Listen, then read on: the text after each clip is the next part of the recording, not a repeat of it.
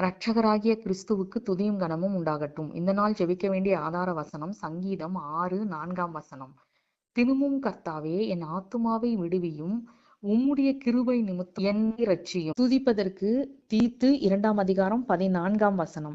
அவர் நம்மை சகல அக்கிரமங்களினின்று மீட்டுக்கொண்டு தமக்குரிய சொந்த ஜனங்களாகவும் நற்கிரிகளை செய்ய பக்தி வைராகியம் உள்ளவர்களாகவும் நம்மை சுத்திகரிக்கும்படி நமக்காக தம்மைத்தாமே ஒப்பு கொடுத்தார். இந்த உலகத்தில் விலையே பெற்றதும் விலை கொடுத்து வாங்க முடியாததுமாகிய ரட்சிப்பை நாம் பெற்றுக்கொள்ள வேண்டும் என்பதே நம்முடைய வாஞ்சையும் முதன்மையான நோக்கமுமாய் இருக்க வேண்டும். நம்முடைய எல்லா ஜெபங்களை காட்டிலும் ரட்சிப்புக்காக நாம் செய்கிற ஜெபம் மிகவும் அவசியமாய் இருக்கிறது.